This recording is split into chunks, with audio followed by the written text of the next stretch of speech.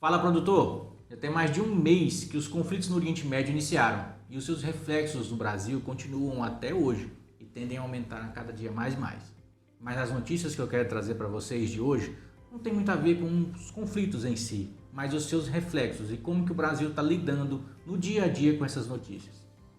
E nessa semana, o agro brasileiro foi impactado por três grandes movimentos. O primeiro, a pecuária ganhou força com as exportações aquecidas e também a oferta curta. Em segundo, os grãos ficaram um pouco travados, principalmente por conta do dólar e da oferta deles. E em terceiro lugar, o cenário jurídico começou a ter algumas alterações bem relevantes, principalmente para aqueles produtores que estão financeiramente um pouco apertados. Para começar, a gente vai falar um pouco do dólar. Ele fechou essa semana ali próximo dos R$ 5,24, que por um lado reduz o preço de custo daqueles insumos que são dolarizados, mas por outro lado influencia diretamente no preço das commodities, principalmente na exportação de soja e de milho. Ou seja, ele melhora o custo, mas pressiona a margem. E agora, olha só o que aconteceu na pecuária. O preço do boi gordo renovou suas máximas históricas em algumas regiões do Brasil, principalmente no Goiás, no Tocantins e também no Pará. E isso começou a acontecer também porque o Brasil começou a adotar algumas medidas estruturais que diminuem um pouco da dependência do mercado chinês, que é um dos seus principais compradores no mercado da pecuária. Agora, quando a gente olha para os grãos, o cenário muda um pouco. No caso da soja, a semana começou um pouco travada, e isso deve por três grandes motivos. Primeiro, a queda do dólar. Em segundo, o mercado internacional não tem uma reação muito forte. Em terceiro, o produtor está um pouco mais precavido, está segurando um pouco a venda. Porque mesmo com as exportações fortes, o preço continua um pouco travado e ele está pressionado nessa semana.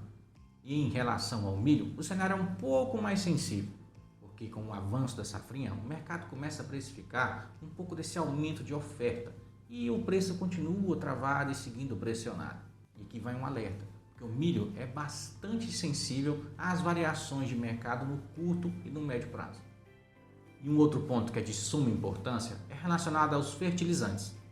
Nós já sabemos que os conflitos no Oriente Médio ainda continuam e eles são dos grandes produtores e fornecedores de fertilizantes.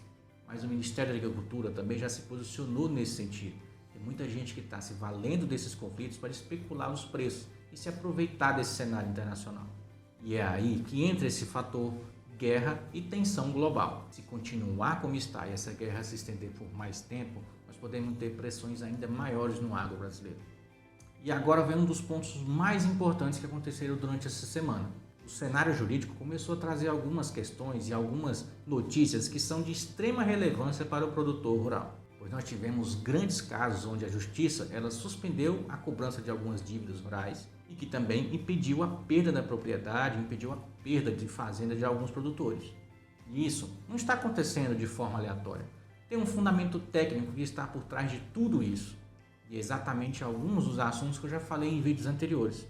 Quando o produtor comprova a sua dificuldade real de pagamento, comprova a perda de safra, comprova o desequilíbrio econômico que está ocorrendo no seu negócio, ele tem direito à prorrogação ou alongamento da dívida rural.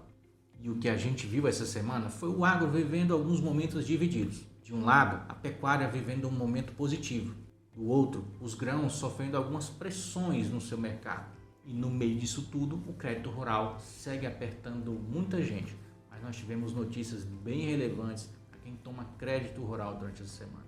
E se você é produtor rural ou trabalha no agro e precisa acompanhar essas notícias toda semana, se inscreve no meu canal, segue o meu perfil, que toda semana eu trago notícias que vão te ajudar a entender melhor como está o cenário do agronegócio do Brasil durante esses conflitos e também nos momentos que virão. Desejo a todos uma ótima semana, que Deus esteja com vocês. Tchau, tchau. Até mais.